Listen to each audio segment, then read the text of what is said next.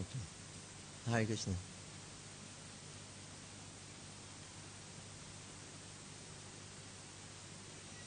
Yes. Hare Krishna. Thank you very much for the very nice class. I have a very...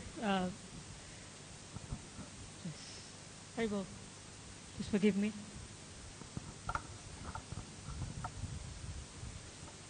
Please accept humble obeisances. You said that Krishna consciousness, we have a very high standard. Srila Prabhupada put a very high standard. And we have started the movement for we are here for about 50 years. Is that right? 50 years in the movement? Mm. Well, I'm a devotee for 20 years. I started my devotional life when I was 24 years old. Most of the ISKCON temples are in a very, very sad... This is a question, actually. Why is that cleanliness? It is not giving importance in some. Why? Cleanliness. Cleanliness. Yes, cleanliness is not given importance in some ISKCON temples. For example, in Asia. I don't know about Europe. And also the standard of keeping pujaris in the temples. What type of pujari should perform deity worship. Why is there all the time exceptional in our movement? For example, he's Prabhupada disciple, he's obliged, he can do sin, he can be forgiven, other things. And why is that all the time, like in situation, why is that our movement is like jeopardized, like in a situation, they have no choice, they have to put the sinner to perform these duties. For example, deity worship, the highest standard. Like, I was born as a Hindu. We have a highest standard worship, about deity worships. Hindus, they have, South Indians. So I don't deny that Srila Prabhupada actually started this movement for the Westerners. Was his mercy for these Westerners to pick up Vedic cultures. And this is my experience. Okay, thank you. So something have to be done. Not exceptional in devotional service. Because we are matured enough in this movement. The original sannyasis have to be, responsible for the cleanliness, for the temple worships. Yeah, that's all part of Brahminical culture, which Prabhupada gave us and he told us to follow. But it's not happening. Why not? Because I was in Phuket temple last month. Well, you'll always get examples. But yeah, there is example. So look where the principles are being followed properly, where people are getting Brahminical training, they are becoming purified, they are becoming cleansed. We have Gurukul schools here. They're all cleansing processes. So you take the good examples. Deity worship is the highest duty ever, because we are doing something for the Lord. And because of exceptional, for example, we don't have a pujari, so we let this Shudra to do this. I'm so sorry. Shudra's cleanliness is zero. They do this. They have the tendency to do that. I've seen that in my own eyes in Phuket.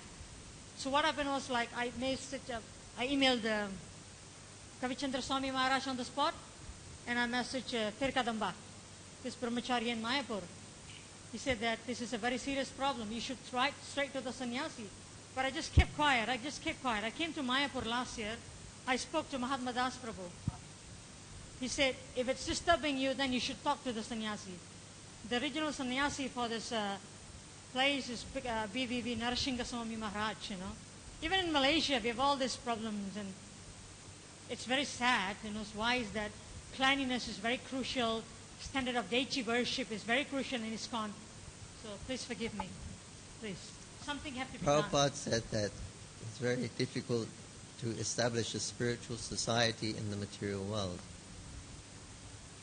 Another time, Indian gentleman was complaining, these Western devotees, they don't know.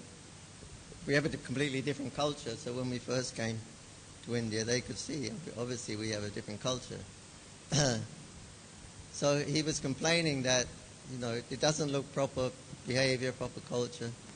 And Prabhupada said, well, look what I've got to work with. In other words, Prabhupada picked us up. He tried in India. He tried to get the Brahmanas to help him. He asked every gentleman, no, give me one of your sons, I'll make him a Brahman. He tried.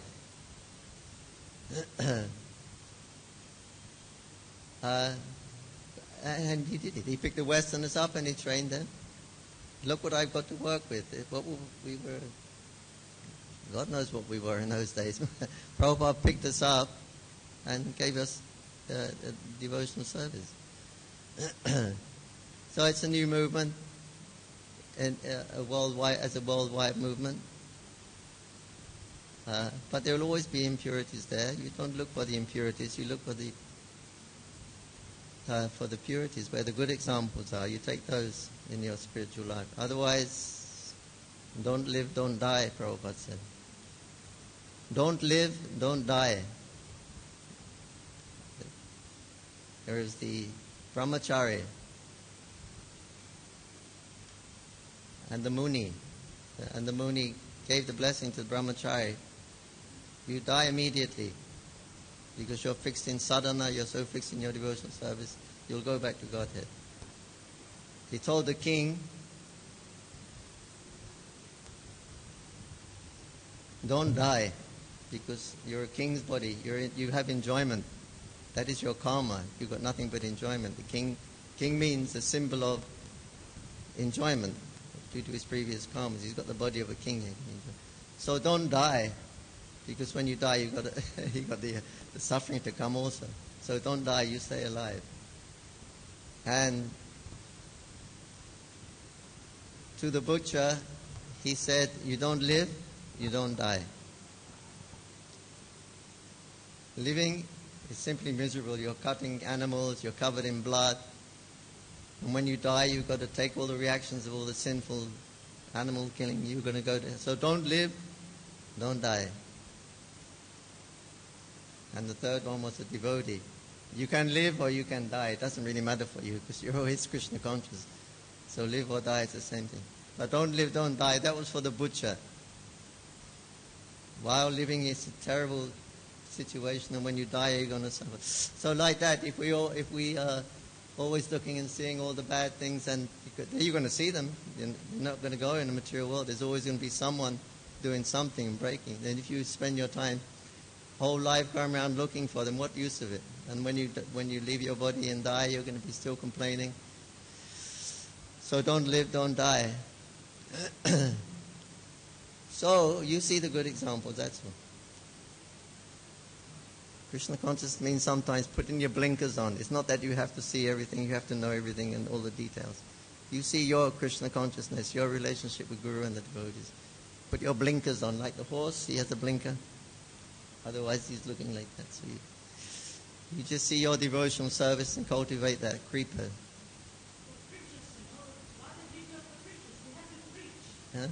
No, so preach purely. Why preach about the positive aspect of Krishna consciousness, not the negative aspect. They can see it all around them at any time. Living in the material world, you don't have to go far. Just open your eyes.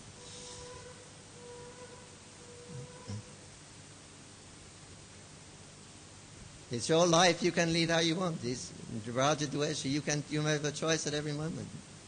You can choose to see the soars like the fly. He will look for the soar. Or you can choose to be the swan and the bumblebee and get the nectar. Your life. You have a choice. Krishna's given you a choice. No, so give your life to Krishna, then you're not selfish.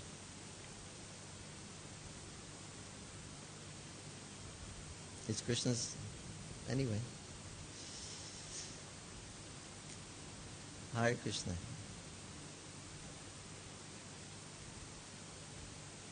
Okay. Thank you. Shri Prabhupada ki jai. Sorry for my throat. Bad throat.